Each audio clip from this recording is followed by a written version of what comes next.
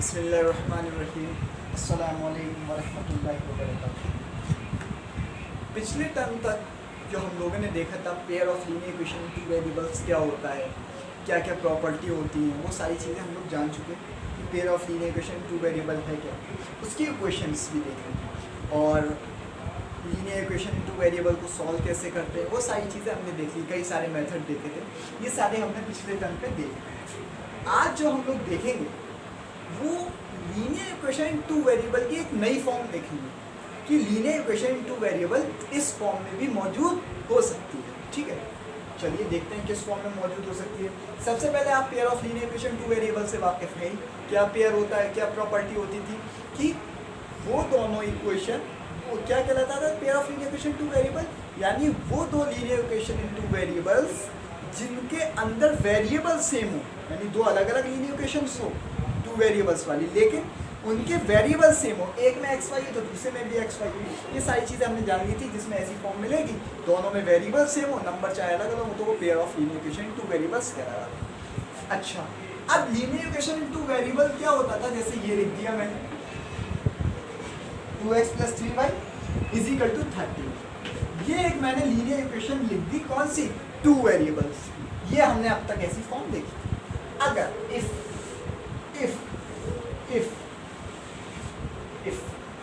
अगर ये इस फॉर्म में मिल जाए मुझे 2/x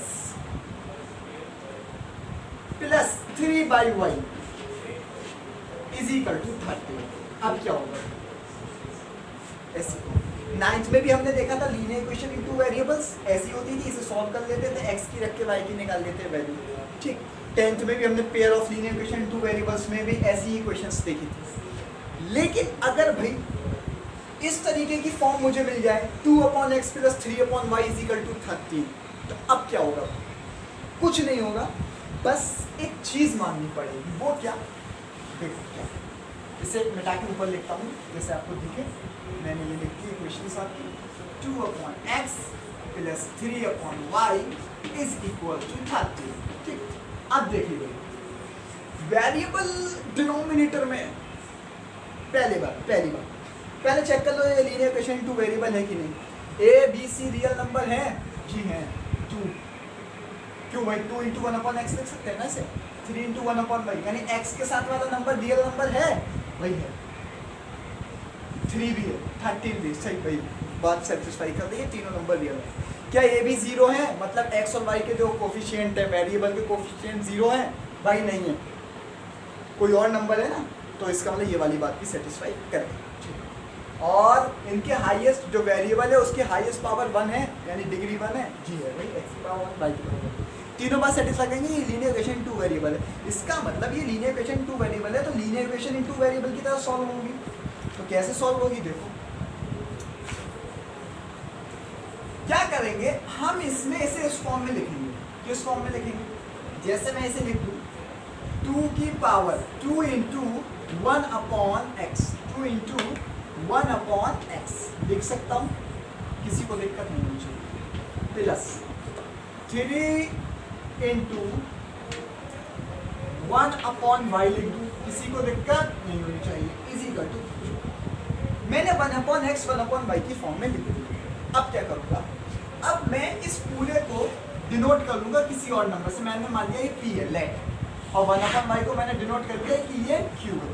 तो अब मेरी इक्वेशन क्या बन जाएगी, 2p + 3q = 3। 2p + 3q = 3। अब ये तो भैया उस फॉर्म में आ गई, जैसे हमने सॉल्व करना जान सीखा है, ये उस फॉर्म में आ गया क्वेश्चन। अब तो हम कर सकते हैं ना सॉल्व इसे, p की वैल्यू लगाएंगे तो q की मिल जाएगी। मान लीजिए p 0 लगाया मैंने, 2 × 0 तो 1 मिल जाएगा मुझे q, तभी तो सेटिस्फाई करेगी ये इक्वेशन। तो भैया मिल गया मुझे 2 0 0, p मुझे क्या मिला, p मुझे मिला 0, और q मुझे क्या मिला, q मिला 1। अब आप क्या करेंगे, हमें तो ये है हमारी इक्वेशन, हमारी इक्वेशन तो ये है, हमारी इक्वेशन तो वो है, सॉरी एक मिनट, ये 13 है यार, ये 13 है। तो 13 जब होगा तो क्या हो जाएगा, चेंज हो जाएगी मसला। तो अब ऐसा नंबर क्या होगा, देखो भाई, जो 13 हो 4 और +9 करेंगे, 10 11 12 13, ठीक है। अगर मैंने 2 यहाँ पे फोल दिया, आप कोई भी नंबर ले सकते हैं, तो 0 ले लेंगे, ये 0 जाएगा तो 13 का होगा, किसी मल्टीप्लाई करेंगे तो 4.5 13/3 से मल्टीप्लाई करेंगे तो हो जाएगा 13/3 से मल्टीप्लाई, 3 से 3 13 आ जाएगा। P0 लिया तो अगर मैंने P2 ले लिया और ये ले लिया 3, तब भी सेटिस्फाई कर रहा है, 4 + 9 13 हो जाएगा। ठीक, यानी कि एक इसका सॉल्यूशन ये भी है, P, Q क्या हो सकता है, यानी कि P क्या हो जाएगा मेरा 2 और Q क्या हो जाएगा 3, तो 2, 3। लेकिन हमारी इक्वेशंस तो ये थी, ये तो नहीं थी। अब आप क्या करेंगे, P की वैल्यू आपकी क्या आई 2, तो आप P को आप क्या करेंगे, P = 1/x माना था आपने, 1/x के इक्वल रखेंगे, यानी कि 2 को, तो 2 = 1/x, x क्या हो जाएगा, x इधर जाएगा और 2 नीचे आ जाएगा, तो x = 1/2 बन जाएगा कि बन जाएगा भाई, 2x = 1 तो x = ½ तो x क्या है, हाफ है, x की वैल्यू क्या होगी हाफ, यानी कि ये क्या हो जाएगी 2/1/2, 2/1/2। उसके बाद ये नंबर कहाँ जाएगा, ये ऊपर मल्टीप्लाई हो जाएगा बस, तो ये बन जाएगा 2 × 2/1, तो ये नंबर बन जाएगा आपका 4 बन गया। ऐसी y मेरा 3 है, तो अब मैं रखूंगा y, यानी q माना था मैंने, q = y 1/y, तो q कितना था 3 = 1/y, और y क्या हो जाएगा, y 3y = 1, तो y = 1/3। अब y की वैल्यू 1/3 मिल जाएगी, तो y की वैल्यू 1/3 का मतलब क्या हो गया, 3/1/3, 3 फिर ये ऊपर मल्टीप्लाई हो जाएगा, तो 3 3 9, 9/1। उम्मीद है ये वाली बात समझ आएगी कि ऐसे क्वेश्चंस कैसे सॉल्व करेंगे जिसमें डिनोमिनेटर में वेरिएबल होगा, तो उसे अपना सेपरेट करेंगे, उसके बाद उसे हम लेट कर लेंगे कोई और वेरिएबल के नाम से। मैंने पहले ही बताया था, जैसे आपने p को मान लिया, लेकिन p आपने x को माना है, तो x की जगह ही लिखा है, देख लो, और q आपने y को माना तो y की जगह ही लिखा। कोई भी वेरिएबल हो आप चूज कर लो कि आप किसे क्या मानना है। p को x माना, फिर हर जगह मैंने x की जगह पे p रखा है, 2 = 1/x, ताकि 3 = 1/x, ये बात याद रखनी है। तो ये इस तरीके से सॉल्व हो जाएगा। उम्मीद है कि ये वाली बात समझ आएगी होगी कि ऐसे ही वाले क्वेश्चन सॉल्व करते हैं जिसके अंदर वेरिएबल डिनोमिनेटर में मौजूद हो। ठीक, ये 9th में भी पता हो बेहतर है, और 10th में भी हमें मिलते हैं इससे क्वेश्चंस। ठीक है, वेरी गुड, ये वाली बात अगर समझ आ गई आप लोगों के। अब एक नई चीज़ देखेंगे, इसी से रिलेटेड एक नई चीज़ जानेंगे। वो क्या जानेंगे, देखिए ये वाली बात हमें क्लियर हो गई कि लीनियर इक्वेशन 2 वेरिएबल्स के अंदर ये वाली बात हमें पता होनी चाहिए। अब कुछ टॉपिक हैं लीनियर इक्वेशन 2 वेरिएबल्स के अंदर जो फिजिक्स से रिलेटेड है थोड़े बहुत, तो उन्हें भी जान लेते हैं तो बेहतर है, और 9th वालों को भी पता हो तो मज़ा है, क्योंकि 9th में वो चैप्टर है जैसे मोशन, और 10th में तो 9th का पढ़ी आए हैं सिलेबस बच्चे, तो 10th वालों को भी पता होना चाहिए। तो 9, 10 में कुछ चीज़ें लीनियर इक्वेशन में भी कॉमन है, जैसे कि कुछ बातें हमें दोनों जनरली पता होनी चाहिए। जैसे एक अल्फाज है upstream and downstream, upstream and downstream, ये क्या होता है, अपस्ट्रीम और डाउनस्ट्रीम क्या होता है सुनो। अपस्ट्रीम कहते हैं, एक जनरली समझाएं पहले, अपस्ट्रीम को आप ऐसे समझिए कि आप इधर से जा रहे हैं, मान लीजिए मैं आपकी तरफ आ रहा हूँ और आप मेरी तरफ आ रहे हैं, तो ये जो अपोजिट मसला पड़ रहा है ना, तो इसे हम अपस्ट्रीम में रखेंगे। और डाउन स्ट्रीम क्या होगा कि आप भी उधर जा रहे हैं और मैं भी आपके पीछे पीछे आ रहा हूँ, तो ये हो जाएगा डाउन स्ट्रीम। और अप स्ट्रीम क्या होगा, आप इधर आ रहे हैं और मैं आपकी तरफ आ रहा हूँ। ठीक है, अब देखो ये क्यों बताया जा रहा है। मिसाल के तौर पर जैसे एक नाव है, एक नाव है, क्या है, एक नाव है, ये एक नाव है, और ये नीचे, नाव के नीचे क्या होगा, हाईवे, वाटर होगा ना। ठीक है, अब अगर पानी का बहाव इधर है इस तरफ और बोट मेरी इस तरफ जा रही है, तो then this condition is belongs to upstream, opposite. ठीक, और डाउन स्ट्रीम कब हो जाएगा? डाउन स्ट्रीम जब हो जाएगा, मिसाल के तौर पर ये मेरी नाव है और ये पानी है, तो पानी का बहाव भी इस तरफ और मेरी नाव भी उस तरफ, तो जिधर मेरी नाव जाएगी उधर ही मेरी बोट जा रही है, यानी जिधर आप जा रहे हैं उसके पीछे पीछे मैं आ रहा हूँ, तो ये डाउन स्ट्रीम। तो जिधर पानी का बहाव उधर ही नाव, तो ये डाउन स्ट्रीम। अप स्ट्रीम क्या हो जाएगा? आप इधर मैं उधर, पानी इधर नाव उधर, ठीक।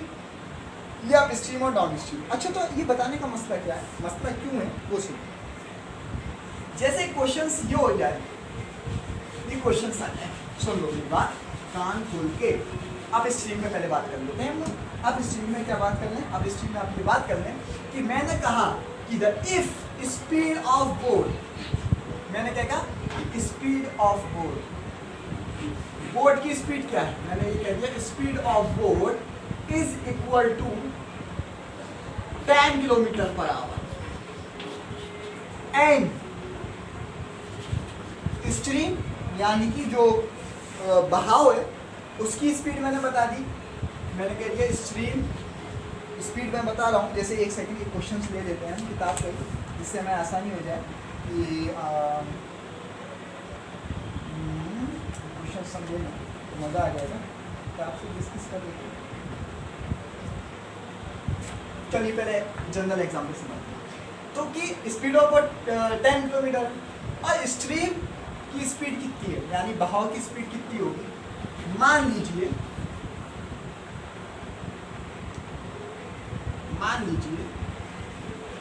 स्पीड ऑफ स्ट्रीम जो है वो है 4 किलोमीटर आवर पर उधर से ये 4 है, पर फर्क क्या है? ये जो है वो अप स्ट्रीम है, यानी हम कह सकते हैं अप स्ट्रीम में जा रही है। किस में जा रही है? अप स्ट्रीम के अंदर जा रही है। तो 30 किलोमीटर क्या बोला जाएगा इसमें, हम ऐसे समझे, ठीक है। Speed of boat 10 kilometre per our ले लिया मैंने और स्पीड ऑफ स्ट्रीम ले लिया मैंने 4 किलोमीटर, यानी कि मेरी बोट जो है 10 किलोमीटर प्रति घंटा से जा रही है और बहाव जो है नदी का वो 4 किलोमीटर आवर है। अगर मैंने ये कह दिया कि वो अप स्ट्रीम है, मतलब क्या हो गया? अगर वो अप स्ट्रीम है, इसका मतलब जो उसका बहाव यानी फ्लो कर रहा है वो किधर कर रहा है? अपोजिट डायरेक्शन में कर रहा है। तो मैंने ये कह दिया ये अप स्ट्रीम है। ये क्या है? Up stream. तो अब मेरे बोट की स्पीड क्या होगी? देखो मेरे बोट की स्पीड मान लीजिए बोट की स्पीड माइनस स्ट्रीम की स्पीड, वो होगी मेरी जो मेन स्पीड बन के आएगी, मतलब 10 - 4 6 किलोमीटर पर आवर कि ऐसी कंडीशन में मेरी जो बोट होगी वो 6 किलोमीटर पर आवर की स्पीड से चलेगी, जबकि मेरी स्पीड कितनी है? 10 किलोमीटर पर आवर है। तो मेरी बोट कितने से चल रही है? 6 किलोमीटर पर आवर की वजह से। वजह क्या है? बहाव का अपोजिट डायरेक्शन में आना। अगर ये अप की जगह मैं यहाँ अप की जगह डाउन कर दूँ, अप की जगह मैंने यहाँ क्या कर दिया? डाउन कर दिया। अब डाउन का क्या मतलब था? सेम डायरेक्शन में, यानी 10 किलोमीटर में आप मेरी नाव जा रही है, पीछे से 4 किलोमीटर का बहाव आ रहा है नदी का, तो अब मेरी स्पीड क्या हो जाएगी? अब मेरी प्लस हो जाएगी, यानी कि अब मेरी स्पीड चलेगी 14 किलोमीटर आवर। जाहिर सी बात है, जैसे आप दौड़ते हुए जा रहे हो, सामने से आपको पीछे की तरफ कोई पुश करेगा तो आपकी स्पीड कम होगी, ठीक। और अगर आप आगे भागे जा रहे हैं, पीछे से किसी ने लात मारी तो और आप बहुत तेज़ जाओगे ना आगे, और तेज़ चले जाओगे आगे, तो आपकी स्पीड में इजाफा हुआ, यानी तो प्लस हो गया। अगर आप भाग रहे हैं, उधर से कोई आ रहा है तो आपकी स्पीड कम होगी। तो इसी तरह अगर बोट इधर है तो बहाव इधर है, तो 10 - 4 करा 6 आया। अगर भाव भी उधर है, स्पीड भी मेरी उधर है, तो मैंने प्लस। उम्मीद है ये वाली बात समझ आ गई होगी कि प्लस कब किया और माइनस कब किया। प्लस कब होगा? जब डाउन स्ट्रीम होगा, यानी दोनों एक ही तरफ होंगे। अप स्ट्रीम यानी कि वो इधर से मैं इधर से, तो क्या करूँगा? माइनस करूँगा। दिमाग में घुस गई बात, समझ में आ गई बात, ठीक। अच्छा, ये अप स्ट्रीम वाला मसला भी आपको क्लियर हो गया होगा। अच्छा सर, एक बात, अब यहाँ से अप स्ट्रीम नाव का बहाव की बात आई है, तो मैं एक बात और पूछ लूँ आप लोगों से, मजा आ जाएगा। जैसे ये मान लिए ट्रेन, क्या है? ट्रेन, और आप एक बॉगी में चल रहे हैं, ये आप हैं। ट्रेन की स्पीड 100 है किलोमीटर पर आवर, आपकी स्पीड अंदर मान लीजिए 10 किलोमीटर पर आवर है, तो आपकी टोटल स्पीड कितनी होगी? अब आपने सोचा कि दोनों एक ही तरफ है, मैं भी इधर ही भाग रहा हूँ, ट्रेन भी इधर भाग रही है, तो मेरी स्पीड तो भाई 110 किलोमीटर हो जाएगी, है ना? गलत। क्यों? क्योंकि यहाँ पे नजरिया डिपेंड करेगा। क्या नजरिया? नजरिया कैसे? सुनो,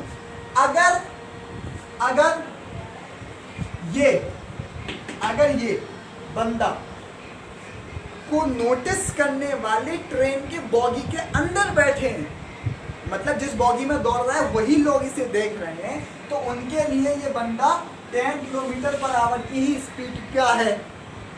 और अगर इस बंदे को कोई स्टेशन पे खड़े होकर नोटिस कर रहा है कि ट्रेन जा रही है, उसके अंदर ये दौड़ रहा है, ठीक, तो उस बंदे के लिए, कौन? जो इसे नोटिस कर रहा है स्टेशन पे खड़े होके, उसके लिए ये बंदा 110 किलोमीटर पर आवर की स्पीड पे रखता होगा। लेकिन किसके लिए नहीं रखता है?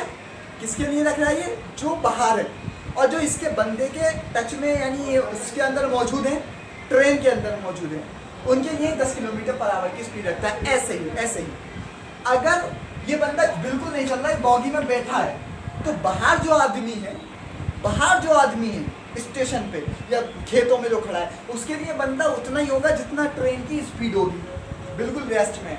लेकिन जो ट्रेन में इसके साथ बैठे हैं उनके लिए इसकी स्पीड 0 होगी, रेस्ट में है, क्योंकि ये भी रेस्ट में है, वो भी रेस्ट में है। लेकिन जो बाहर है उनके लिए इसकी स्पीड, ट्रेन की स्पीड यानी 100 किलोमीटर होगी। और बंदा ट्रेन में चल भी रहा है और उधर ही चल रहा है जिधर ट्रेन चल रही है, तो इसकी स्पीड 110 हो जाएगी। और अपोजिट में चल रहा है तो बाहर वाले के लिए कितनी हो जाएगी? 90 किलो। तो बाहर वाले के लिए कितनी हो जाएगी? 90 किलोमीटर पर आवर का, जब ये बंदा इधर चल रहा है, ट्रेन इधर जा रही है। लेकिन किसके लिए होगी ये वाली बात? बाहर वालों के लिए। ये हमेशा याद रखना, जो बाहर से नोटिस कर रहे हैं। ट्रेन के अंदर जो है उनके लिए इस बंदे की स्पीड 10 किलोमीटर आवर देगी, चाहे उधर जाए चाहे इधर जाए, डायरेक्शन में चेंज आ जाएगा। 10 किलोमीटर ईस्ट तो 10 किलोमीटर वेस्ट, ठीक, स्पीड इधर ईस्ट में या स्पीड इधर वेस्ट में, तो ये तो फर्क हो सकता है। वो कहेंगे कि इधर गया है 10 किलोमीटर की स्पीड से, वो कहेंगे इधर गया है 10 किलोमीटर की स्पीड से। और बाहर वालों के लिए भी मसला हुआ, तो अगर वो ट्रेन के अपोजिट डायरेक्शन में जा रहा है तो उन्हें 90 किलोमीटर पर आवर का आदमी लगेगा, ठीक। और अगर उसी डायरेक्शन में जा रहा है जिस डायरेक्शन में ट्रेन जा रही थी, तो क्या होगा? उससे बाहर वालों के लिए प्लस होगी, अंदर वालों के लिए चेंजिंग नहीं आएगी। उम्मीद है ये वाली बात भी समझ आ रही होगी, ठीक है। अच्छा, आपको अगर ट्रेन के छत पे दौड़ रहा हो कोई बंदा, कोई बात नहीं, ट्रेन के छत पे वो उसी स्पीड से दौड़ेगा जितनी उसकी स्पीड से दौड़ रहा होगा, 40 से। ऐसा नहीं है 40 की स्पीड से दौड़ रहा है, ट्रेन 100 से, तो उसकी स्पीड 140 हो जाएगी, नहीं। देखने वाले जो बाहर देख रहे होंगे उनके लिए मतलब देखेंगे ना, नहीं वो आदमी भाग रहा है ट्रेन की छत पे, तो उसके लिए वो आदमी 140 किलोमीटर पर आवर की स्पीड से लग रहा हो। ये वाली बात समझ आती? इंपॉर्टेंट टॉपिक था। ऐसे ही एक टॉपिक और है जिससे हम वाकिफ हैं, क्लास 8 में ही 9 में है, उसका टाइम एंड वर्क। ये टॉपिक, तो इसे शुरू करने से पहले आप फटाफट पहले जितना पढ़ा है उसे रिवीजन कीजिए। देखिए कोई बात रह गई? हाँ, एक बात और, 1 minute revision. Time and work से पहले एक चीज़ और है कि अगर एक ट्रेन ये जा रही है 100 किलोमीटर की स्पीड से और एक ट्रेन ये जा रही है 200 किलोमीटर की स्पीड से, ठीक, बीच में इनके 1 किलोमीटर डिस्टेंस है, तो कितने टाइम में ये एक दूसरे को पकड़ेंगे? तो ये जो टॉपिक है ये बताने में, ये तो फिर फिजिक्स के अंदर आता है कि कैसे निकालेंगे। तो इसका हल्का सा बोल दूँ, speed is equal to time पूछ रहा है ना, तो टाइम का फॉर्म, टाइम क्या होता है? स्पीड इनटू डिस्टेंस, ठीक। अब भैया speed is equal to distance upon time, oh sorry उल्टा लिखा, ये नहीं होता, speed is equal to time हो जाएगा डिस्टेंस अपॉन स्पीड, ठीक है। ये वाला फार्मूला इसमें लगाएंगे, डिस्टेंस अपॉन स्पीड, टाइम निकल आएगा कि कितने टाइम में ये पकड़ पाएंगे। लेकिन भाई साहब डिस्टेंस तो पता है कि बीच में 1 किलोमीटर है, स्पीड क्या लगाऊंगा, 100 या 200? एक ट्रेन 100 से जा रही है, एक ट्रेन 200 से जा रही है उसके पीछे, तो अब क्या करूँगा? अब सुनो, तुम क्या कहोगे? दोनों एक ही डायरेक्शन में प्रेस मार दो, है ना, 300 करो, नहीं होगा, वजह सुनो। जब एक ट्रेन दोनों अलग अलग हैं, वहां क्या होता था, प्लस कब होता था, ध्यान लगाओ, वहां प्लस होता था कि दोनों एक दूसरे के टच में हैं, तो बाहर वाले के लिए प्लस हो रहा था, मतलब वो बल्ले ट्रेन से टच में ही तो था, तभी तो उनकी बाहर वालों के लिए उसकी स्पीड प्लस हो गई 100 + 10 110।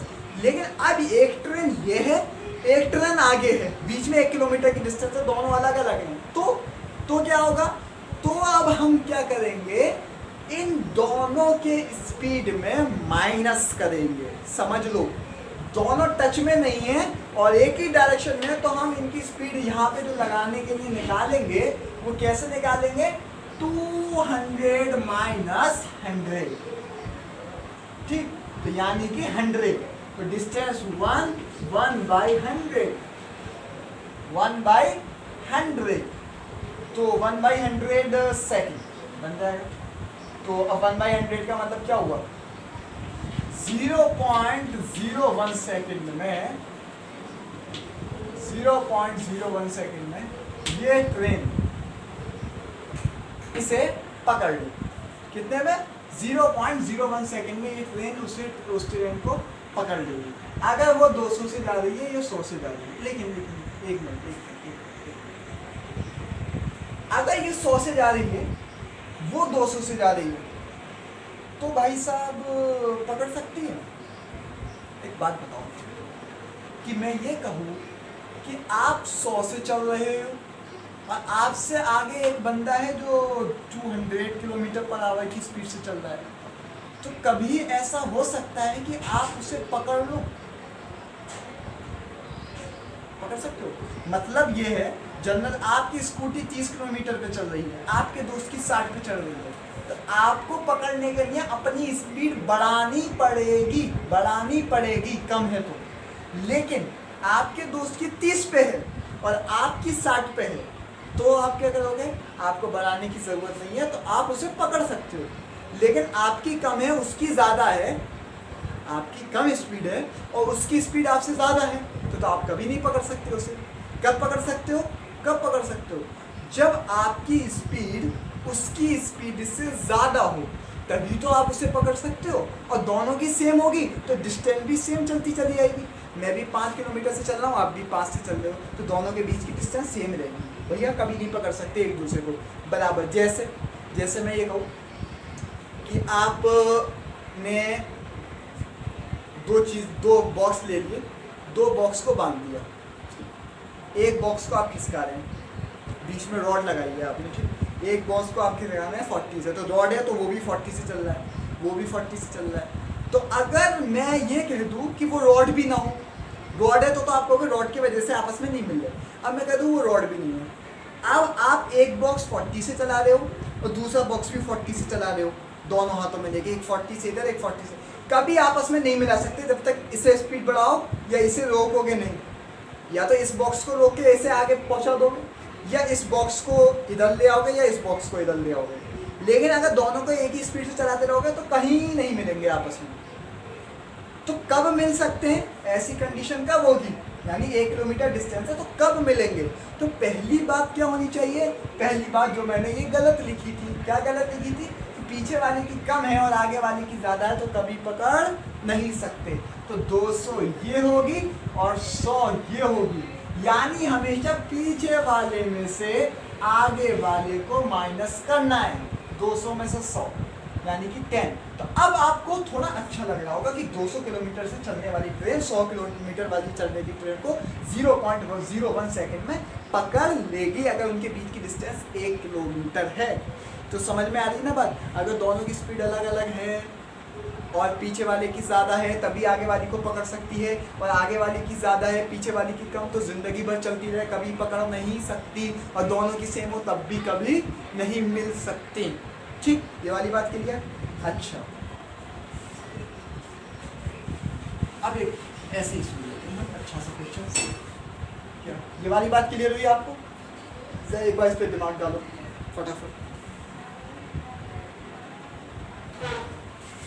क्या कह रहे हैं? ठीक है। अच्छा, अगर एक ट्रेन ये जा रही है और एक ट्रेन ये आ रही है, ये जा रही है 200 से और ये आ रही है 100 से स्पीड किलोमीटर पर आवर, ये थोड़ा फिजिक्स के कॉन्सेप्ट है लेकिन पता होने चाहिए मैथ्स वालों को भी, किलोमीटर पर आवर, क्योंकि मैथ्स फिजिक्स का ही एक पार्ट है, ऐसा कहा जाता है। और इनके बीच में फिर 1 किलोमीटर डिस्टेंस है। अब मैं ये कह रहा हूँ कि ये कितनी देर में आपस में मिल जाएंगी। अब आप कहोगे अपोजिट डायरेक्शन में माइनस कर दो ना, अब स्पीड माइनस नहीं होगी, अब स्पीड प्लस होगी, अब स्पीड प्लस होगी। क्यों? दोनों टच में नहीं है। वहाँ क्या था, टच में हो रहे थे तो अपोजिट डायरेक्शन में माइनस हो रहा था। यहाँ अगर दोनों अलग अलग चीज़ें हैं और अपोजिट डायरेक्शन में आ रही है तो इनकी स्पीड प्लस होगी। अब इसका एक जनरल क्यों होगी ऐसा, जनरल सुनो, क्योंकि भैया डिस्टेंस कम होगी ना, ये भी इधर भागती हुई आएगी, ये भी इधर भागती हुई जाएगी ट्रेन, तो बीच की डिस्टेंस कम होगी और स्पीड एकदम बहुत कम हो जाएगी ना। भाई ये 100 से आ रही है, 200 से आ रही है, तो जितनी इन दोनों की स्पीड होगी तो उन दोनों की स्पीड के हिसाब से जगह तो कम हो रही है। अब ये होता है भाई, स्पीड ऐसे तो पता करता है इसकी स्पीड इतनी है तो डिस्टेंस उसने इतनी देर में कवर करनी। अब भाई ये भी इधर से बढ़ रही है, ये भी इधर से बढ़ रही है, तो अब ऐसा थोड़ी है ये अगर पहुंचेगी तो इसे टाइम अलग लगेगा, ये इधर पहुंचेगी तो इसे टाइम अलग लगेगा, लेकिन दोनों आपस में आएंगी तो टाइम और कम लगेगा। ठीक है, तो इसीलिए अगर दोनों अलग अलग चीज़ें हैं और अपोजिट डायरेक्शन में आ रही हैं, अपोजिट डायरेक्शन में आ रही हैं, तो उनकी स्पीड प्लस होती है। यानी अब स्पीड हो जाएगी इसकी, यानी टाइम निकालने के लिए क्या फॉर्मूला था, डिस्टेंस अपॉन स्पीड, लेकिन कंडीशन क्या है, दोनों की डायरेक्शन सेम है। तो अब क्या हो जाएगा, 3 डिस्टेंस तो 1 रहेगा, स्पीड आपकी हो जाएगी 300, 200 प्लस 100। अब इसमें कोई मसला नहीं है कौन आगे है कौन पीछे, मतलब भाई दोनों एक ही तरफ आ रही हैं, तो अब देखो भाई दोनों एक ही तरफ लाओ, सेम स्पीड से लाओ तब भी मिल जाएंगी, एक को हल्के लाओ एक को तेज लाओ तब भी मिल जाएंगी, और इधर वाली को तेज लाओ इधर वाली हल्के तब भी मिल जाएंगी, और इधर वाली को तेज लाओ इधर वाली को हल्के तब भी मिल जाएंगी। आगे पीछे में पकड़ने में थोड़ा मसला आता है, मिलने में नहीं, है ना। तो जब ये मिल रहे हैं तो इनकी स्पीड प्लस हो जाएगी, कोई बात नहीं, किधर की ज़्यादा है किधर की कम, लेकिन वहाँ याद रखना पीछे वाली की ज़्यादा है तभी आगे वाली ट्रेन को पकड़ सकती है, ठीक। और आगे वाली की स्पीड अगर कम है यानी पीछे वाली की ज़्यादा है तभी पकड़ सकती है, आगे वाली की ज़्यादा है तो कभी नहीं पकड़ सकती, दोनों की सेम है तब भी नहीं पकड़ सकती है, फिजिक्स में आपको बताती है। तो फिर डिस्टेंस अपॉन स्पीड से आप सॉल्व करके आंसर इसे का हमें मिल जाएगा, ठीक। तो इसे हम इस तरीके से सॉल्व करते हैं। ये वाली बात भी उम्मीद है कि समझ आ गई होगी ट्रेन वाली। अब हम लोग देखेंगे टाइम एंड वर्क क्या टॉपिक है, ये वाली बात समझ आई, ठीक है, बहुत बढ़िया से, ठीक। अब शुरू करते हैं, टाइम एंड वर्क शुरू करेंगे। जब तक ऐसे एक बार दिमाग में दोहराओ फटाफट।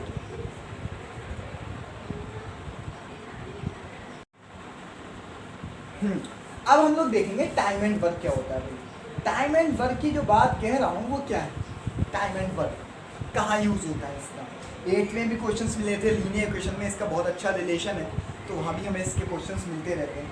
तो टाइम एंड वर्क क्या है तो हम देखते हैं, लेकिन उससे पहले हमें ये वाली बातें क्लियर नहीं है, ट्रेनों में कोई कंफ्यूजन मत रखना। हाँ, अब टाइम एंड वर्क ये यूज़ कहाँ होता है पहले वो तो पता हो, जैसे ट्रेन वाली बातें तो पता लग गई हमें यूज़ कैसे होंगी कहाँ होंगी, लेकिन ये टाइम एंड वर्क कहाँ यूज़ होगा। सुनो, टाइम एंड वर्क वहाँ यूज़ होगा जैसे मैं ये कहूँ कि फला शख्स नहीं समझ आया होगा, मैं ऐसे कहूँ कि अगर कोई आदमी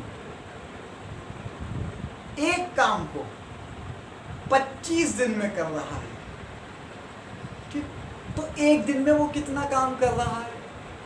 या मैं ये कहूँ कि 3 आदमी मिलके एक काम को 10 दिन में कर रहे हैं, तो एक आदमी उसी काम को कितने दिन में करेगा। ऐसे सवाल अगर हो तो हम क्या करेंगे, तो वहाँ the concept is coming that the time and work.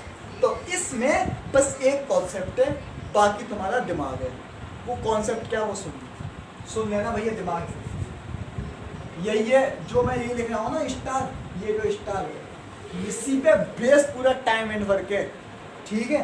तो इसे अपने दिमाग में घुसेड़ लेना अच्छे से, और आँख और कान दोनों खोल लो। एक यही कॉन्सेप्ट है पूरे टाइम एंड वर्क। अगर वो क्या है देखो, इफ अगर कोई वर्क x दिन में कंप्लीट करता है, अगर कोई शख्स है वो x दिन में अपना काम कंप्लीट करता है, x दिन कितने भी दिन ले लो, तो भैया तो वो एक दिन में 1/x काम करेगा। अब देखो भैया मैथ यही करती है मैथ। क्या करती है, ऐसा नहीं होता जैसे भैया कभी कभी होता है कोई आज ज़्यादा काम कर जाता है, कभी कोई कम काम कर पाता है, तभी तो एक टोटल काम होता है इतने दिनों में। लेकिन मैथ क्या मानती है कि रोज़ाना इसने बराबर काम किया, तो अगर उसने एक यानी कि पूरा काम x दिन में करा है तो एक दिन में उसने 1/x वर्क करा है। इस बात को दिमाग में बिठा दो। और इसका उल्टा कि अगर किसी ने एक दिन में 1/x काम किया है तो उसने पूरा एक काम यानी एक दिन में अगर इतना वर्क किया है तो एक काम जो उसने पूरा किया होगा वो कितने दिन में, x दिन में। सारांश क्या निकला इसका, यानी कि ब्रीफ क्या बोलते हैं इंग्लिश में, बोलते होंगे कुछ भी, तो लास्ट में उसकी हमें क्या बात निकली, कंक्लूजन क्या निकला कि अगर वो x दिन में काम करता है तो उसका रेसिप्रोकल एक दिन में होगा, और एक दिन में वो जितना काम करता है उसका रेसिप्रोकल क्या होगा, उसका एक काम का वर्क टाइम होगा। मतलब वो एक दिन में अगर मान लिया अगर एक दिन में वो y भी काम कर रहा है, अगर एक दिन में उसने y काम किया मान लो, तो उसने एक काम 1/y में करा, 1/x का उल्टा ही तो x हो गया, ऐसी y का उल्टा 1/y हो गया। ऐसी एक काम x दिन में था तो x दिन का उल्टा 1/x हो गया, रेसिप्रोकल। तो क्या कंक्लूजन निकला कि अगर कोई काम x दिन में करता है तो उसका रेसिप्रोकल वो एक दिन में करेगा। अगर कोई यानी अगर कोई एक दिन में y काम करता है तो उसका रेसिप्रोकल वो एक दिन में y काम कर रहा है तो उसका रेसिप्रोकल वो पूरे काम उसका रेसिप्रोकल के दिनों में वो पूरा काम करेगा। मतलब जैसे उसने एक दिन में 1/x काम करा तो इसके रेसिप्रोकल यानी x दिन में वो पूरा काम कर देगा, और अगर किसी ने एक काम x दिन में करा तो इसके रेसिप्रोकल का वो एक दिन में काम करेगा। ये वाली बात दिमाग में बैठ गई कि 1 वर्क अगर x दिन में करा है तो एक दिन में उसका उल्टा रेसिप्रोकल 1/x करेगा, और एक दिन में अगर 1/x कर रहा है तो पूरा काम उसके अपोजिट उसके रेसिप्रोकल यानी x दिन में करेगा। ये 1/x से तो x हुआ है, ये अगर 2 मान लीजिए y/x होता तो एक काम वो x/y में करता, ये अगर एक काम x/y में करता तो एक दिन में वो y/x का काम करता, अपोजिट रेसिप्रोकल। ये वाली बात दिमाग में बैठा ली। अब देखो इसका यूज़ दिखाऊँ मैं आपको बढ़िया से, बस इसी को दिमाग में बिठा लेना, मज़ा आ जाएगा। जैसे मैं ये कह दूँ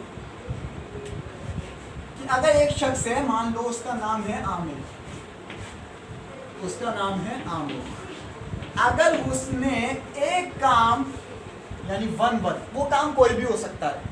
अब मैं ये नहीं कहूँगा आमिर ने पेंटिंग 20 दिन में की, आमिर ने पुताई 20 दिन में की, आमिर ने खाना 20 दिन में, ऐसा होता नहीं है, निकल गया मुझसे कि खाना 20 दिन में बनाया।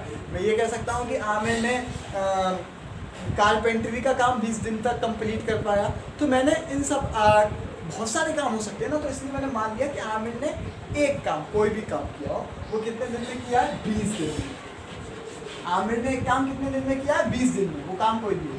तो आमिर ने 4 दिन में कितना काम निपटाया होगा, एक दिन में उसने 20 काम कर दिया, एक काम को उसने 20 दिन लगाए, तो आमिर ने 4 दिन में कितना काम करा होगा। तो भैया देखो एक बात बचपन से सिखाई जाती है, क्या, ज़्यादा की दे के एक की पूछी जाए तो हमेशा डिवाइड करना, और एक की दे के ज़्यादा की पूछी जाए तो मल्टीप्लाई करना।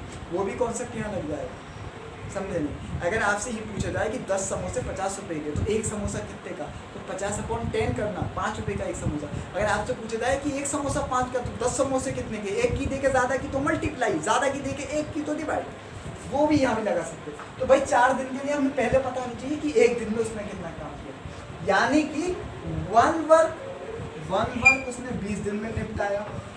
तो भाई एक दिन में कितना निपटाया, 20 दिन में, तो 1 डे में उसने एक की पूछना है ज़्यादा की देके, तो 1/20 डिवाइड कर दिया काम को। और अगर हम अपने फार्मूले से याद रखें जो अभी हमने बताया था ये एक पॉइंट, कि अगर उसने x दिन में काम करा है तो 1/x में रेसिप्रोकल उसके में क्या करा होगा, उसने एक दिन का काम होगा उसका, यानी उसने अगर x डे की जगह 20 दिन है, उसने 20 दिन में काम करा तो एक दिन में उसने 1/20 वर्क करा एक दिन में। अब 4 दिन का पूछ रहा है, अब एक की दे के ज़्यादा की पूछ रहा है, तो मल्टीप्लाई कर दो, तो किसका 1/20 मल्टीप्लाई बाई 4, तो ये क्या हो जाएगा 4/20। अब इसे सॉल्व करोगे तो 1/5, यानी कि उसने 4 दिन में 1/5 वर्क निपटा दिया, यानी उसका 1/5 पार्ट निपटा दिया उसने 4 दिन में।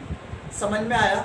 अब ये आप वहाँ से आया ये 1/x जो मैंने लिखा था कि अगर x दिन में कर रहा है तो 1/x क्या होगा, उसका 1 दिन का काम होगा। कहाँ से निकल के आया था? बचपन वाली बात से। कौन सी बचपन वाली बात? कि अगर ज़्यादा की दे के एक की पूछी जाए तो डिवाइड कर देना, तो ज़्यादा की देगी, यानी 1 दिन में 20 दिन का दे के पूछो, 20 दिन का दिया है और 1 दिन का पूछा है तो डिवाइड कर दिया 1/20। मतलब 10 समोसे की कीमत दी है, 1 समोसे की पूछी है, तो जितने की कीमत है उसमें से समोसों को माइनस करा, डिवाइड करा था ना। जैसे समोसे की कीमत 50 थी और समोसे 10 थे और 1 समोसे की पूछी है तो उस पैसों में से समोसों को डिवाइड करा था। ऐसी काम दिया है 20 दिन है तो 1 दिन की पूछी है तो वहाँ समोसे की कीमत पूछी थी तो समोसों का डिवाइड करा था। ऐसे यहाँ पे दिन दिए हैं तो दिन का ही डिवाइड करा है 20 का, तो 1/20। इस वजह से वो रेसिप्रोकल हो जाता था। ये वाला कॉन्सेप्ट घुसा दिमाग में? अच्छी बात। तो आ गया। अच्छा, एक और मसला, इस तो बड़े मज़ेदार क्वेश्चन होते हैं। एक पैसा मैं ये मान लूँ कि अच्छा जैसे क्या मान लेते हैं, ये मान लेते हैं अगर कोई आदमी है आमिर नहीं, तुम बताओ। हाँ चलो मान लिया मैंने नबी। एक है नबी, इसने एक काम 5 दिन में निपटाया। ठीक, एक काम इसने नबील ने 5 दिन में निपटाया।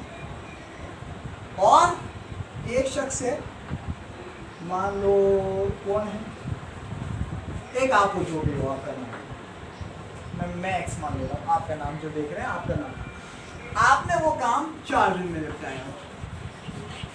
अगर अब आप दोनों मिलकर इस काम को कितने दिन में निपटाओगे? अब पहली बात हुई कैसे करेंगे ऐसे क्वेश्चन। देखो भाई, नबील 5 दिन में एक काम कर रहा है तो 1 दिन में कितना काम करेगा? नबील 10 समोसे 50 रुपए के ला रहा है तो 1 समोसा, पैसों पे कोई फर्क नहीं पड़ा। समोसा पूछा तो समोसे डिवाइड हुआ। अब मैं पूछ रहा हूँ कि 1 दिन में कितना काम करेगा, तो काम पे कोई फर्क नहीं पड़ेगा, दिन का डिवाइड होगा। ठीक है, ठीक। अच्छा, और अगर फॉर्मूले से देखें तो फॉर्मूला क्या था कि अगर वो x दिन में कंप्लीट कर रहा है तो 1 दिन में 1/x। तो हम कह सकते हैं 1 डे वर्क ऑफ नबील का एंड 1 डे वर्क क्या होगा नबील का? 1/5 होगा कि नहीं? होगा ना? ठीक है। और 1 डे वर्क ऑफ x क्या हो जाएगा? 1/4 होगा कि नहीं? अगर दोनों को मिला दिया जाए, ये मतलब 1/5 वर्क करते हैं, ये 1/4 वर्क काम करते हैं। अगर इन दोनों के कामों को मिला दिया जाए तो 1 दिन में कितना काम कर पाएंगे? मतलब work of n plus x 1 दिन का कितना कर पाएंगे? तो 1/5 प्लस 1/4, यानी कि 4 एकम 4, 4 1 4, 5 प्लस 5/20, यानी कि 9/20 वर्क कर पाएंगे दोनों मिलके। कितने दिन में? 1 दिन में। अब मैं क्या कह रहा हूँ कि 1 दिन में वो 9/20 वर्क कर पाएंगे, यानी 1 समोसा 5 रुपए का लाएंगे।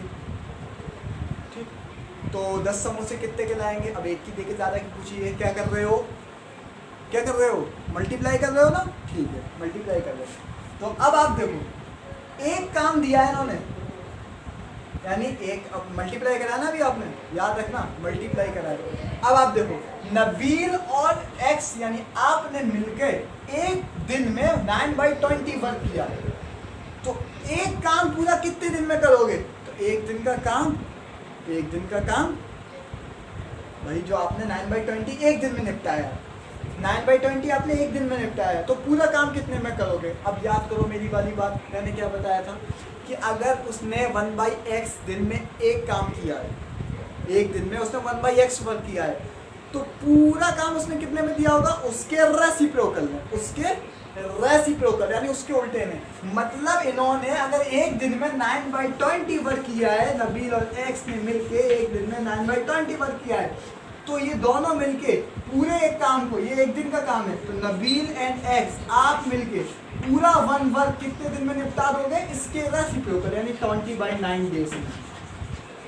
उम्मीद है मेरी बात समझ आई होगी। अकेले 5 दिन में, साथ में तो अकेले 5 दिन में नबील ने, आपने अकेले 4 दिन में, दोनों ने मिलके 20/9 डेज में। मतलब 9 2 या 18, 2 पॉइंट फलाना फलाना जो भी आएगा। ठीक है, समझ आ गई वाली बात भी कि कैसे करेंगे। एक बस बात याद रखनी है, वो क्या कि एक दिन में x है, अगर उसने एक दिन में x काम किया है तो पूरा काम 1/x हो जाएगा, और एक दिन में 1/x काम किया है तो पूरा काम x दिन में हो जाएगा, उसका रेसिप्रोकल। और अगर कोई एक काम x दिन में करता है तो एक दिन में 1/x करेगा, और अगर कोई एक दिन में 1/x काम करता है तो पूरा काम x दिन में करेगा। ठीक है, एक ही बात है। तो हम क्या समझे, कंक्लूजन वही समझे रहे हैं अपना वाला कि अगर कोई आदमी एक दिन में कितना भी काम कर रहा हो तो पूरा काम उसका रेसिप्रोकल में करेगा। x कर रहा है तो 1/x करेगा, 1/x कर रहा है तो x करेगा। और ये अगर कोई काम पूरा काम x दिन में निपटा रहा है तो एक दिन में उसका रेसिप्रोकल करेगा, तब भी रेसिप्रोकल ही करेगा। x निपटा रहा है तो 1/x करेगा एक दिन में, और एक दिन में 1/x निपटा रहा है और पूरा काम 1/x डे में निपटा रहा है तो एक दिन में x करेगा। ठीक, समझ में आ रहा है? ओके, रेसिप्रोकल चलता है मसला। अच्छा, एक बार देख ले तो और बात क्लियर हो जाएगी। जैसे ये मानो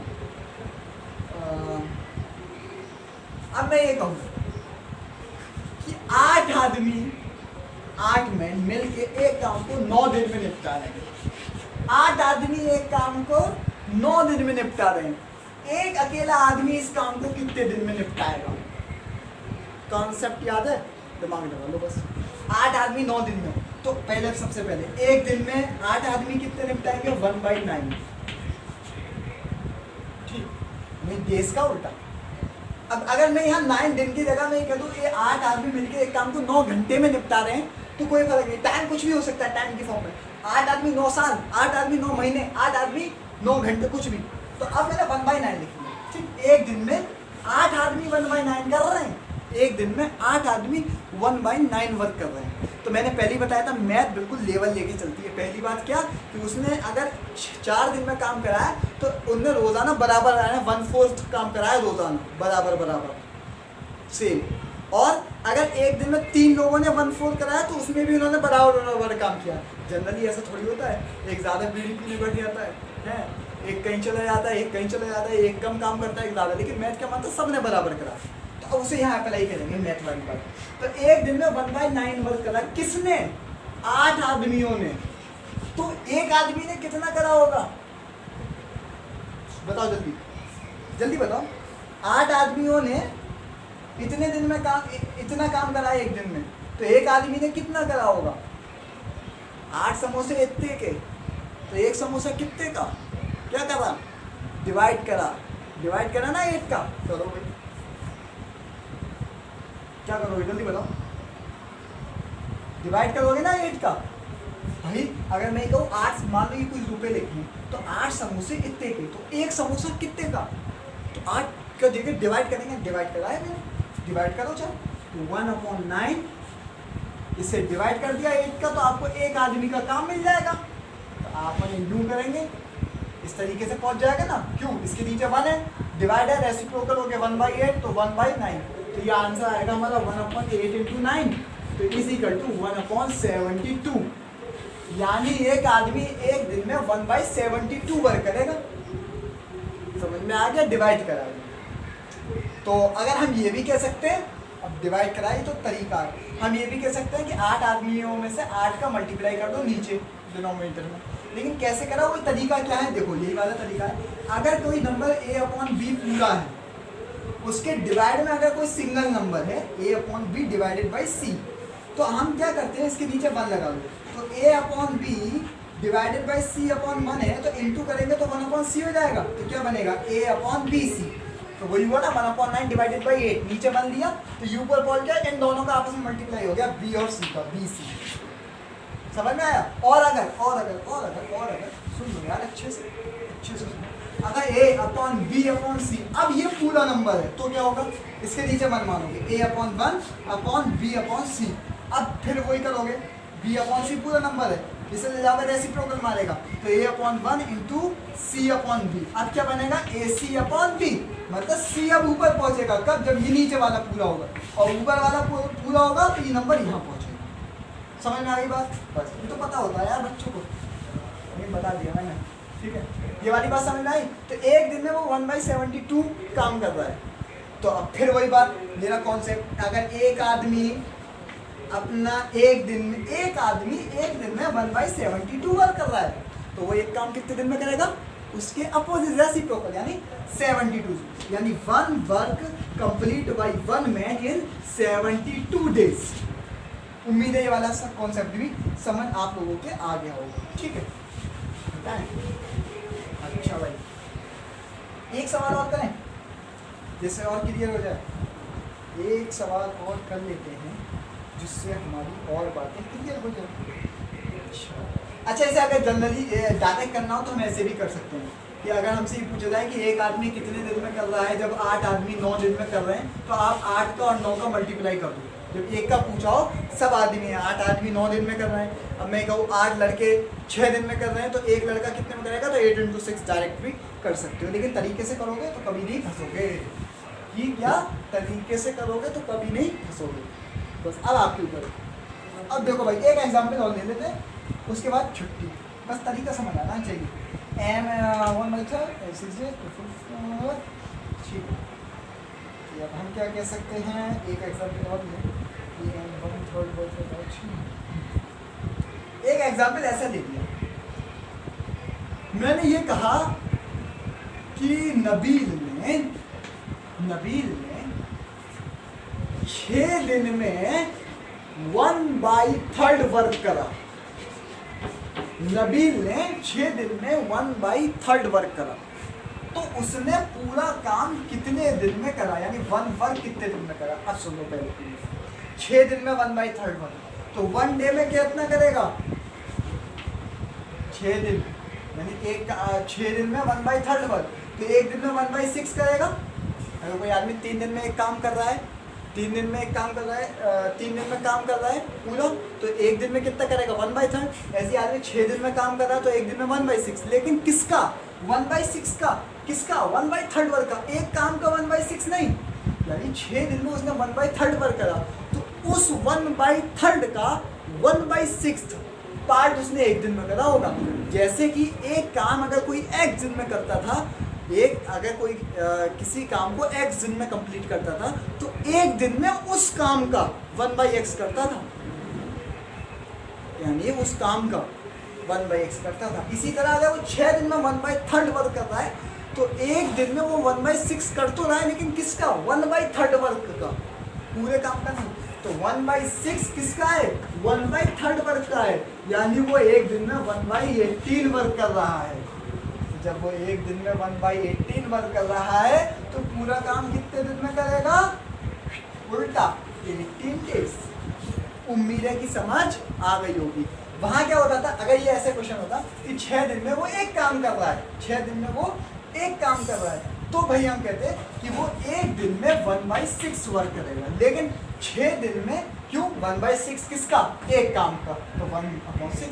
अब यहाँ क्या था, 6 दिन में 1/3 वर्क काम कर रहा है, तो एक दिन में 1/6, लेकिन किसका? अब वहाँ एक था तो यहाँ एक का मल्टीप्लाई, अब 1/3 तो 1/3 का, यानी 1/3 का तो 1/18, तो उल्टा कर दिया 18।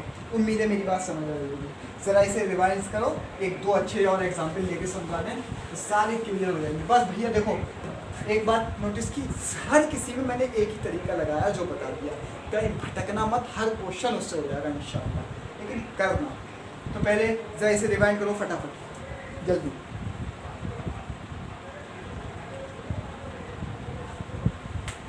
चलें देखें, देखो एक काम, एक मैं ये दे रहा हूँ सवाल।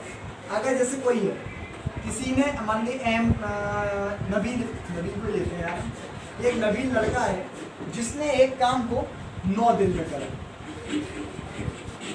अब उल्टा ले रहा हूँ उस सवाल का, अब नबील और आपने मिलकर उस काम को 4 दिन में करा, तो अगर आप अकेले उस काम को करते हैं यानी x, तो कितने दिन में करते?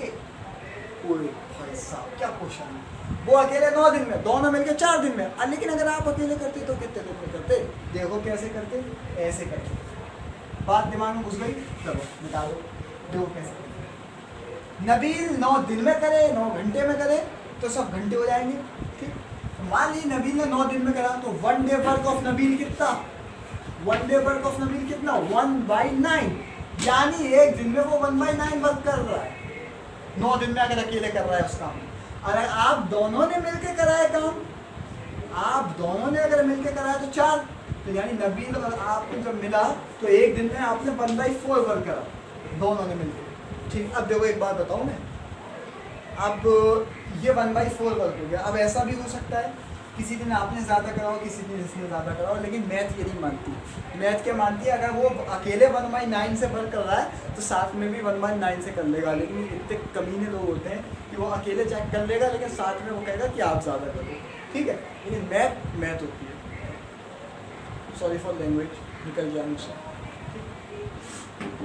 1 डे में 1/9, तो दोनों मिलकर 1/4 वर्क कर रहे हैं, ठीक। अब क्या करेंगे, अब क्या करेंगे, दोनों ने मिलकर 1/4 वर्क किया, ठीक। अब नबील ने पूछा आपने कितना करा, देखो देखो, इसका मतलब इस 1/4 वर्क में नबील का एक दिन का भी काम मौजूद है और आपका भी एक दिन का काम मौजूद है। मतलब नबील का एक दिन का काम ये कितना मानेंगे मैथ वाले, 1/9 मानेंगे, चाहे आपके साथ मिलकर उसने कराना हो, अकेले ही कराओ 1/9। तो मैथ ने मान लिया एक दिन में इसने 1/9 वर्क करा, और आपका पूछा है और दोनों ने मिलकर 1/4 दिन में एक दिन का काम करा। तो एक दिन का निकालना है, अभी ले आएगा तो 1/4 माइनस 1/9, तो बोले तो क्या आ जाएगा 9 अपॉन 36, यानी कि x आ जाएगा 5/36। x क्या आ गया मेरा 5/36, यानी कि आपने एक दिन में 5/36 काम किया। मतलब अगर आप अकेले पूरा काम करते तो कितने दिन में करते, कितने दिन में करते आप पूरा काम करते, उसका उल्टा 36/5 डेज में, यानी कि 7.5 डेज में। और नबी कितने दिन में कर रहा था अकेले, 9 डेज में। समझ में आ गया, ठीक, 7.5 से लिखा है 5 7 में 35, नहीं सॉरी 1 बचेगा, पॉइंट लगेगा 7.2 डेज में, 7.2 डेज में, क्योंकि 5 7 में 35, तो 1 बचेगा, पॉइंट लगेगा 0, तो 5 2 7.2 डेज में आप काम करें, ठीक है। उम्मीद है कि समझ आता होगा, ठीक। एक ये एग्जाम्पल, ऐसे ही एक और एग्जाम्पल है, वो क्या है देखेंगे।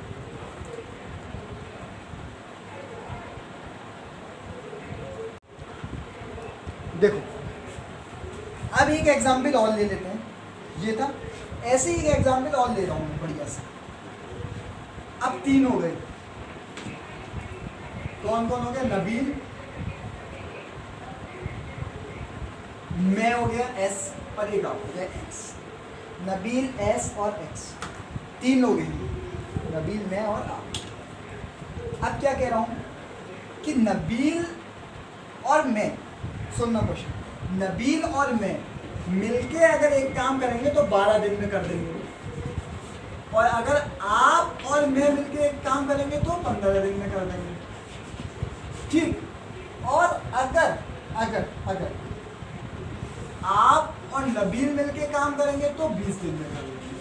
कंडीशन समझ में आई, तो तीनों मिलके कितने दिन में कर देंगे। सवाल अच्छा कि मैं और नबील मिलके 15 दिन, मैं और नबील मिलके 12 दिन लगा रहे हैं, और आप और मैं मिलकर 15 दिन लगा रहे हैं, ओ सॉरी, नबील और मैं मिलके 12 दिन में कंप्लीट कर रहे हैं, और मैं और आप 15 दिन में कंप्लीट कर रहे हैं, और आप और नबील मिलके 20 दिन में कंप्लीट कर रहे हैं। अब तीनों मिल जाएं तो काम को कितनी जल्दी निपटाया जा सकता है, दिमाग लगाओ फटाफट, कैसे होगा जल्दी। हाँ भाई सोचा, चलो मैं सोच पाता हूँ, कैसे सोच पाता हूँ, कैसे सोच पाता हूँ।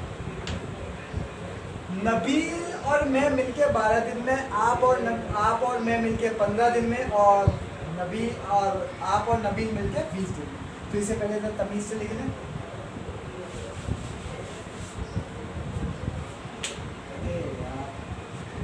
एंड एस, यानी हम दोनों मिलके 12 दिन लगा रहे हैं एक काम में, आप और मैं मिलके एक काम में 15 दिन लगा रहे हैं, और नबील और आप मिलके एक काम में 20 दिन लगा रहे हैं। तो तीनों मिल जाए तो कितने दिन में काम करेंगे, तो सही पहले पूरी बात, तरीका वही, पहले एक दिन में नबील और मिलके 12 दिन में, तो एक दिन में मैं और नबील मिलके 1/12, एक दिन में आप और मैं मिलके 1/15, और एक दिन में आप और नबील मिलके 1/20। ठीक, अगर हम सबको जोड़ दें तो एक दिन में कितना काम हो जाएगा? तो सुनो, अगर एक दिन में मैं 1/12, एक दिन में 1/15, एक दिन में 1/20, हम तीनों के काम जोड़ नहीं रहे हैं, तो एक दिन में आ जाएगा कि हम तीनों ने मिलके कितने करा काम। ठीक है, चलो जोड़ते हैं। नबील plus x plus 7 s plus x plus x plus n, दो एस है, दो एन है, दो एक्स है, तो हम इसे लिख सकते हैं 2n प्लस एस, यानी नबील में और आप एक्स। ठीक है, कितने दिन में करा? 1/12 प्लस 1/15, मैंने ऐड कर लिया दोनों तरफ। क्यों? हमें ये तो पता करना है हम तीनों ने मिलकर कितना करा, तीनों का काम मैंने प्लस कर लिया। लेकिन 12, 15 और 20, जब मैंने इसे सॉल्व करा 12, 15, 20 क्या होगा भाई? जब एलसीएम इसका आएगा 60, तो ये हो जाएगा 12, 5 प्लस 4 प्लस 3/60, यानी 5, 4, 9 और 3, 12/60 आया कितना? 1/5। कितना आया? 1/5, यानी कि हम तीनों ने मिलकर 1/5 वर्क करा एक दिन में। लेकिन एक बात बताऊं, हम तीनों ने ना, हम 6 ने, 6 कैसे भैया? देखो, जब हमने सम करा तो 2 नबील हैं, 2 मैं हूँ और 2 आप हैं, तो हम 6 लोग हो गए। 2 × n, 2n plus 2s plus 2x। अगर लोग दिख रहे हैं 2 नबील 2 सुहैल, तो 6 लोगों ने, लेकिन हम तीनों ने तो बताना है, तो 1/5 वर्क किसने करा है? हम 6 ने मिलकर कराया। जब हमने सबको सम करा, तीनों का एक दिन का काम सम करा और हमने अपने तीनों को सम करा, तो तीनों का जब सम करा हम 2-2 बार आ गए, क्योंकि 2 सुहैल आ गए, एक बार मैं नबील के साथ आ गया और एक बार आपके साथ। ऐसे ही नबील एक बार मेरे साथ आ गया और एक बार आपके साथ आ गया, ऐसे ही आप एक बार मेरे साथ और एक बार नबील के साथ आ गए, तो 6 लोग हो गए हम लोग। तो भैया कोई दिक्कत नहीं है, बस ये याद रखो 2n प्लस x 1/5 आया। तो देखो भैया, कोई दिक्कत की बात नहीं है हमारी। क्या करेंगे हम कुछ नहीं करेंगे, हमने ये लिखा, हमारा आंसर जो आएगा 2n plus s plus x is equal to 1/5, यानी हम 6 ने मिलकर 1/5 में कराया, ना कि तीनों ने। अब 3 का निकाला तो इसे छोड़ के 2 को कहाँ ले जाओगे? डिवाइड में। तो n plus s plus x मिलके कितने दिन में करेंगे? 1/5 × 2, यानी 1/10 वर्क करा उन्होंने एक दिन में, हम तीनों ने मिलके, तो ये 2 गायब हो गया। अब हम तीनों ने मिलके एक दिन में 1/10 वर्क, तो एक काम जस्ट अपोजिट, यानी 1 वर्क हम तीनों ने मिलके कितने दिन में कर लेंगे? 10 दिन में कर लेंगे। उम्मीद है कि समझ आ गया होगा। ठीक, समझ आ गया? बहुत अच्छी बात है। अब मैं एक सवाल और कराता हूँ इसी पे, बहुत बढ़िया क्वेश्चन है यार। अगर ये देखो, एक चीज़ तुम नोटिस करो, तुम हर क्वेश्चन कर सकते हो। तरीका मैं कौन सा लगा रहा हूँ? तरीका वही लगा रहा हूँ जो सेम है, सब एक ही तरीका लगा रहा हूँ। पहले सबसे तरीका भी सेम है, करने का तरीका भी सेम है। सबसे पहले एक दिन का निकाला, उसके बाद कुछ ना कुछ मिल रहा है अलग अलग। देखो, जैसे एक क्वेश्चन सॉल्व करिए कि यही क्वेश्चन मैं थोड़ा अलग तरीके से लिख रहा हूँ कि जैसे मैंने लिख दिया, नबील और मैंने मिलकर 12 दिन में काम करा था, आपने और मैंने मिलकर 15 दिन में, और आपने और नबील ने मिलकर 20 दिन में। ठीक है, आप घंटे भी ले सकते हो, आप कुछ भी ले सकते हो। ठीक है, अब मैं पूछ रहा हूँ कि आपने अकेले कितने दिन में काम कर सकते हो? ये वाला जब हमने दोनों ने मिलकर करा तो 12 दिन में कर लिया, आप दोनों मिलकर करो तो 15 दिन में कर लिया, और हम दोनों मिलकर करो तो 20 दिन में कर लिया। अगर तुम्हें अकेले करना पड़े, यानी एक्स तुम्हें, तो तुम कितने दिन में करोगे? कैसे करेंगे? सुनो, सबसे पहले वही तरीका है, इनने एक दिन में कितना करा? 12, इनने एक दिन में 1/12, तो नबील और मैंने लिख लो, नबील और मैंने एक दिन में 1/12, और तुमने और नबील ने एक दिन में 1/15, और मैंने और तुमने मिलकर एक दिन में 1/20 पर। ठीक है, तीनों बातें लिख ली मैंने, एक दिन में 1/12 और 3 अलग अलग कंडीशन लिख ली। अच्छा, अब एक बार बताओ, अगर मैं तीनों का सम, तीनों का काम निकालूं, जैसे अभी निकाला था पिछले क्वेश्चन में, तीनों का, उसमें से अपना और नबील का माइनस कर दूं, तो तुम्हारा पता लग जाएगा कि तुमने कितना काम करा होगा। मिसाल के तौर पर, यानी कि मैं अपना काम, हम तीनों का काम निकालना है कि हम तीनों ने इतने दिन में कंप्लीट करा, और हम और नबील मिलके इतने दिन में कंप्लीट कर सकते हैं। ठीक है, तो उसके अलावा बाकी दिन तुम्हारे होंगे, तो तुमने कितने दिन में कंप्लीट करा होगा। क्या कहना चाह रहा हूँ समझ आ जाएगा। अभी हमने पीछे करा था तो तीनों ने मिलकर कितने दिन में काम करा था, जल्दी बताओ। 10 दिन में करा था, यानी कि नबील, मैं और आप तीनों ने मिलकर 10 दिन में काम निपटा दिया। ठीक, तो एक दिन में यानी हम तीनों ने मिलकर, भाई देखो शुरुआत आप 10 से डायरेक्ट क्वेश्चन से नहीं करेंगे, आप पहले 1 बाई फॉर्म में लाएंगे, एक दिन की फॉर्म में लाएंगे, फिर अपना कन्वर्ट करेंगे। ठीक है, आप ये नहीं करेंगे 10 दिन में आपने करा, आपने और नबील ने 15 दिन में करा तो 10 - 15 इस तरीके से नहीं करेंगे, आप एक दिन में ही लिखेंगे पहले। तो हम तीनों ने मिलके एक दिन में 1 बाई, एक दिन पहले ही चलेगा। अब ये अलग क्वेश्चन बन गया है, क्वेश्चन वही पहले हमने इस कंडीशन में लिखा, क्वेश्चन ये बन गया कि हम तीनों ने मिलकर 1/10 काम किया होगा एक दिन में।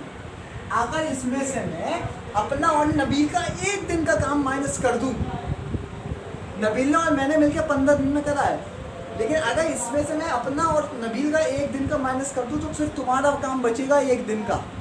इसीलिए हम डायरेक्ट नहीं कर रहे थे कि हमने तीनों ने मिलकर 10 दिन में और नबील और मैंने मिलकर 15 दिन में, तो 10 - 15 कर दूँ, यानी 5 दिन में तुम्हारा आएगा, -5 आ जाएगा, तो वहाँ भी कंफ्यूजन होगी। अगर पॉजिटिव भी आ जाए आंसर तो उतने दिन में, तो आंसर गड़बड़ कर दिया जाएगा। हमें क्या करना है, एक दिन का ही लेके चलना है मसला। तो क्यों तीनों ने मिलकर एक दिन में 1/10, नबील और मैंने मिलके, अब यहाँ पे कंफ्यूजन हो जाती, हम डायरेक्ट लगा देते 15, लेकिन एक दिन में हम सब मौजूद है ना, यहाँ पे एक दिन में हम सब मौजूद है। यहाँ हमारे अलग अलग काम मौजूद है, नबील का, मेरा, तुम्हारा और नबील का, और तुम्हारा और मेरा अलग अलग मौजूद है। कहाँ पे हम तीनों का एक साथ काम मौजूद है, एक दिन में। कि एक दिन में हम तीनों ने मिलकर इतना करा, और उसमें से एक दिन में हम और नबील ने कितना करा है, एस और एन 1/12 पर करा है हम और नबील ने मिलकर। हम और नबील ने मिलकर कितना काम किया है, 1/12 काम किया। तो एक दिन का हम अपना 1/12 माइनस कर देंगे। ठीक, अच्छा ये वाली इक्वेशंस क्यों नहीं ली दोनों, क्योंकि इन दोनों में आप मौजूद थे, हमें आपका ही तो निकालना है, इसलिए हमने निकाला कि हम और नबील ने एक दिन में कितना करा। एक दिन में आपने टोटल तीनों ने मिलकर 1/10 किया, तो एक दिन में हम और नबील ने मिलकर 1/12 किया, इसलिए मैंने नबील का और अपना माइनस कर दिया एक दिन का। तो आंसर क्या आ जाएगा, 2/120, यानी कि 1/60। तो यानी आपने एक दिन में 1/60 वर्क करा। तो हम आपका ये नहीं निकालेंगे डायरेक्ट कि आपने कितने दिन में वर्क करा, हम क्या निकालेंगे, आपने एक दिन में कितना काम करा, फिर उसका अपोजिट करना हम जानते हैं। तो आपका एक दिन का काम निकालने के लिए हमने क्या करा, हम तीनों का जो एक दिन का काम था, जो पिछले क्वेश्चन में करा था, कैसे निकाला है वैसे निकालेंगे। फिर उसमें से अपना और नबील का एक दिन का काम माइनस कर दिया, तो आपका एक दिन का काम आ गया 1/60। इसका मतलब अगर आप अकेले करते हैं तो 1/60 का अपोजिट, यानी 60 दिन में आप उस काम को पूरा कर लेते। डायरेक्ट ले लेते तो आंसर गड़बड़ी पैदा हो जाती है कि हम तीनों ने मिलके कितने दिन में करा था, 10 दिन में करा था, तो हम डायरेक्ट 10 दिन ले लेते, हम तीनों ने मिलके 10। बात ठीक थी, लेकिन यहाँ बात कि हम दोनों नबील ने मिलके 15 दिन में करा था, तो वहाँ तुम्हारी कैपेबिलिटी का तो पता नहीं चला ना। वहाँ तो पता तो वहाँ लगेगा जहाँ तुम मौजूद होगी, और तुम मौजूद कैसे होगी, एक दिन के काम के मुताबिक। यानी एक दिन में हम तीनों ने इतना, एक दिन में हम और नबील ने इतना, तो उसमें से एक दिन में हम तीनों ने जितना करा था उसमें से नबील को और अपना एक दिन का माइनस कर दूंगा, तो तुम्हारा एक दिन का आ जाएगा, और उल्टा करके हमने नंबर बना दिया कितने दिन में हमने काम करेंगे। उम्मीद है ये वाली बात भी समझ आ गई होगी। ठीक है, तो ऐसे बहुत से क्वेश्चन हैं, बस तरीका यही याद रखना, पहले एक दिन फिर उसका अपोजिट करना है। ठीक है, बहुत सारे और मेथड, बहुत क्वेश्चन हैं इसमें, आप जितने लगाएं उतने बहुत। पहले का टॉपिक था लेकिन डिस्कस करना था तो कर लिया, अब आप इस पर क्वेश्चन लगाइए, बस बात वही याद रखना जो मैंने बताई। ठीक, इसके एनसीईआरटी में भी क्वेश्चन है, पते की बात बताओ, 10th की क्लास में भी है, pair of linear equation 2 variable. तो pair of linear equation 2 variable भी समाप्त। ये तो एक्स्ट्रा में था, दोनों क्लासेस के लिए कॉमन था, एक्स्ट्रा में तो नहीं कहेंगे, पढ़ा हुई चीज़ें थी, तो ये दोनों के लिए कॉमन है, तो समझ में आ गई होंगी मज़े से। तो इसे पढ़ो, डिस्कस करो, ये सब पढ़ सकते हैं, 9th वाले भी 10th वाले भी, इसमें कोई नई चीज़ नहीं है। और जिन्होंने 1 वेरिएबल पढ़ा है, 2 वेरिएबल नहीं पढ़ा, वो भी इसे देख लें इन बातों पर, ट्रेनों वाले मसले को, तो भी कोई हर्ज नहीं है। ठीक है, तो अच्छी चीज़ थी, और हो गया। अब अगले टर्म से एक नया चैप्टर देखेंगे, उस पर भी डिस्कस करेंगे अच्छे से, तो जब तक के लिए इसे पढ़िए। और हाँ, नए चैप्टर से पहले हम लोग वो चीज़ देखेंगे थोड़ी एक्स्ट्रा में, जैसे नंबर्स में देखा था ऐसे यहाँ पे देखेंगे एक्स्ट्रा में, लेकिन वो चीज़ 9th वाले ना देखें। 9th वालों का एक्स्ट्रा पढ़ना है तो पहले 10th का पढ़ ले, तो उनके लिए एक्स्ट्रा हो जाएगा। वो चीज़ 10th वालों के लिए, 10th वाले पढ़ लिए होंगे ये सारी चीज़ें। तो इसके बाद कुछ एक्स्ट्रा है उनके लिए, स्लोप वगैरह चीज़ें, वो हम लोग देखेंगे pair of linear equation two variable के एक्स्ट्रा क्लास में। तो ये वाली बात सही है, ये वाली बातें सब समझ आ गई। जब तक के लिए पढ़िए, समझिए, लिखिए और पूछिए। अगर ऐसे क्वेश्चन लाइए, निकालिए, नेट से निकालिए, कहीं से निकालिए, टाइम एंड वर्क के क्वेश्चन डालेंगे, करोड़ों क्वेश्चन, करोड़ों नहीं लाखों आ जाएंगे, करोड़ों जितने चाहो उतने आ जाएंगे यार नेट पे। और नहीं आते तो पूछो, वही नंबर तुम्हें पता ही है, नंबर पता है ना, नहीं पता लिख लो फिर 7078844066।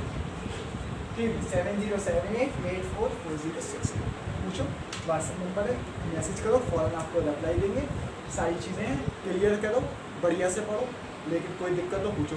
और सबसे बड़ी बात, जिस आज के जितने टॉपिक हैं कोई भी इंट्रेंस एंड कॉम्पिटिटिव वे से बहुत इंपॉर्टेंट रखते हैं, ठीक है, जिसे पढ़ो बढ़िया से, ठीक, पढ़िए और मस्त रहिए, ठीक है। अस्सलाम वालेकुम।